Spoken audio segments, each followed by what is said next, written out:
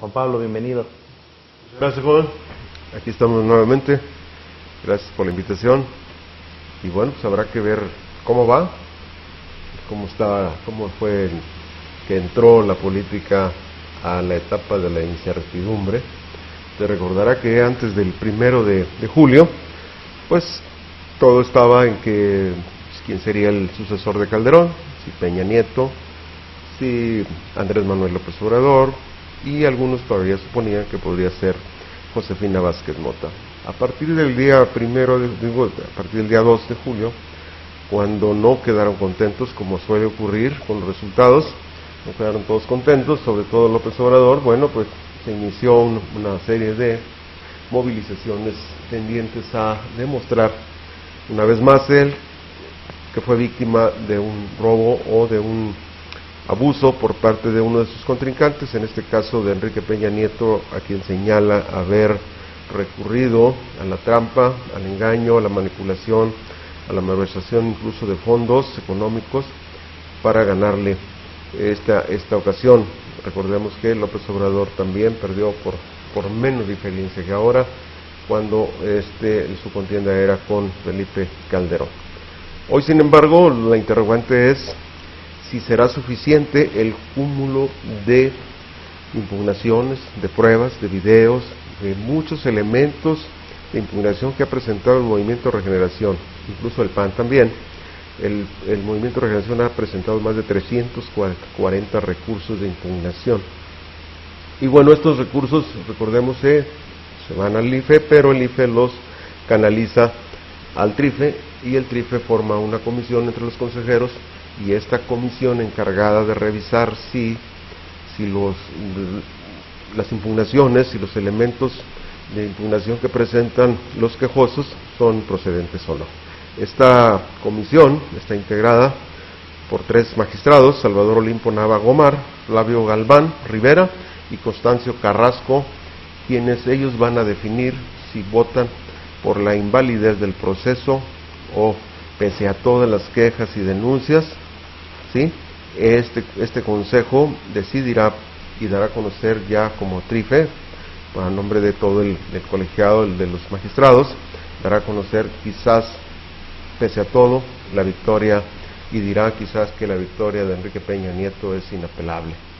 Esto nos va a llevar a 2 escenarios, uno de ellos muy difícil, que es la protesta pública, que es la manifestación en las calles, en las plazas, y esto, bueno, ese escenario sí está riesgoso para nuestro país. Sin embargo, es probable que se dé.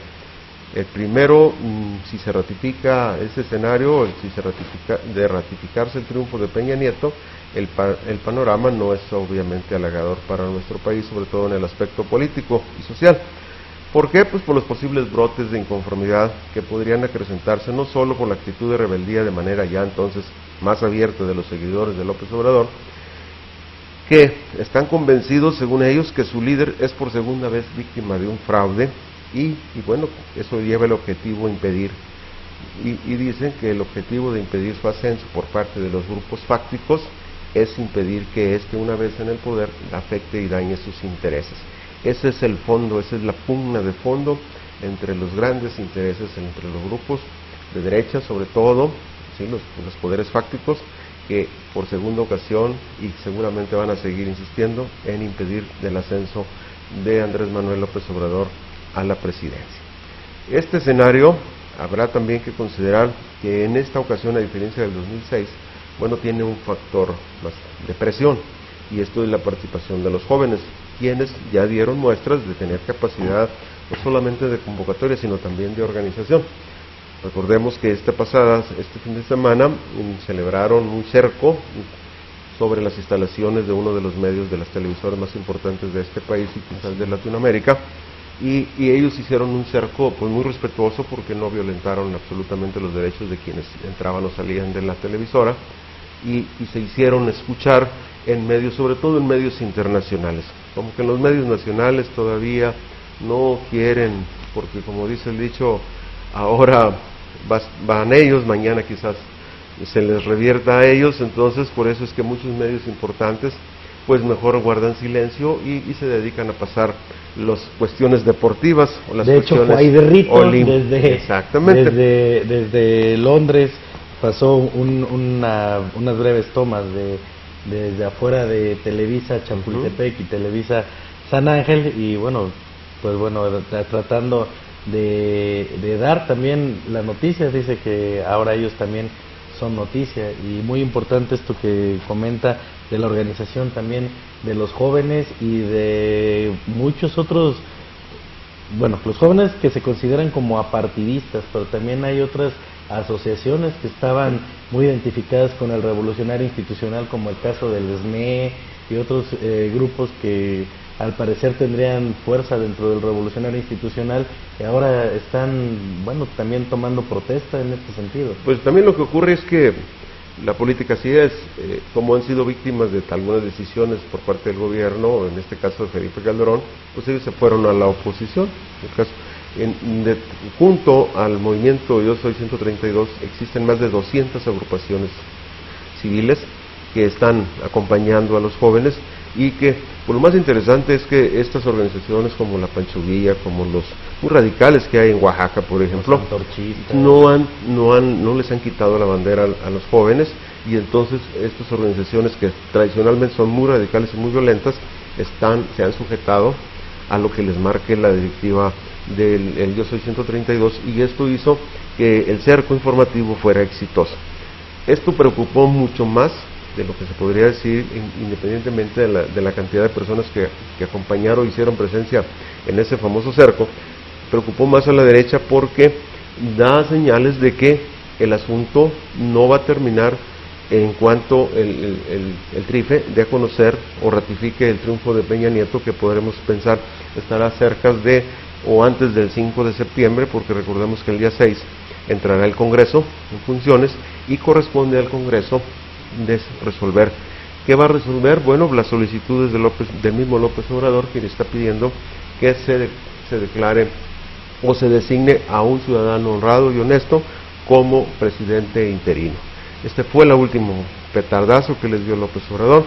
No dijo por qué razones llega esa idea, sin embargo sí dibujó que el asunto de las elecciones o el proceso de Peña Nieto estaba relacionado con mucho dinero ilícito que había entrado a las campañas. No ha dado más información, de tal modo, como le digo, es un petardazo que lanzó, es una amenaza velada.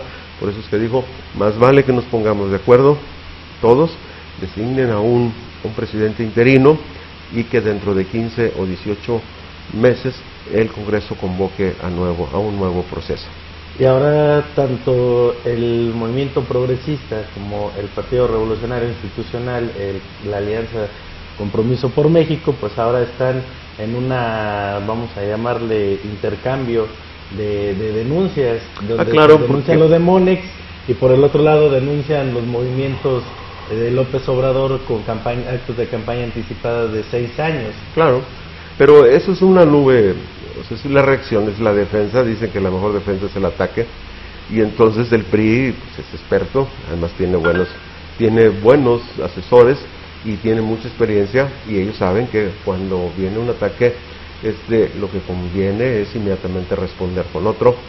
Cuando se va a definir o dilucir si son responsables uno u otro, eso vendrá dentro de unos 5 o 6 meses. Entonces ellos lo que quieren es precisamente encerrarse en esa discusión y que este asunto se traslade, pero que mientras ratifiquen al señor Peña Nieto antes del 5 de septiembre. Entonces, pero eso es un juego mediático, sobre todo, de acusaciones. ¿Por qué? Le digo por esto, porque toda esa situación, desde los manejos de los recursos de López Obrador y todo, eso ya está vencido, o sea, ya fue declarado, ya fue auditado por el IF. Esos recursos ya fueron en otros tiempos entregados, y ya ellos presentaron, de tal modo que no queda más que el escándalo. Es como el caso, creo que fue Hernández, un caricaturista muy atinado, que es cuando dice que alguien que trae el dinero, que trae el botín, el costal de lo robado atrás, dice al ladrón, y apunta que sigan al otro, ¿no? Entonces es una salida definitivamente. Fíjese, el otro escenario que yo veo es que después de la cuestión social, que va a aumentar o va a influir, aunque los magistrados, uno de ellos dijo que no iba a influir las protestas, ni las marchas, ni nada de eso. Leyendo entre líneas podemos incluso entender presidenciales, exactamente cuando Calderón comentó de la malversación de recursos, que ni en ese sentido se iban a dejar presionar, fueron las palabras de los magistrados. Exactamente, pero esa es una práctica, o tradicionalmente cuando se lee entre líneas se da uno cuenta que los jueces, los magistrados, los procuradores, gobernadores, siempre que hay una denuncia en contra de un funcionario, dice, no vamos a actuar en base a las presiones, vamos a aplicar la ley. Y el caso es de que esto llevó el tema de que el magistrado, al decir se va a aplicar lo que marca la ley y lo que dice la Constitución, bueno, pues entonces quiere decir que se va a declarar la invalidez. ¿Por qué? Porque si analizamos bien, existen suficientes causas para decretar la invalidez del proceso, y lo más probable es que debe de, como dice Andrés Manuel, designarse un presidente interino y convocar a nuevas elecciones donde quizás ya no participe Peña Nieto, pero el PRI podría participar con otro candidato.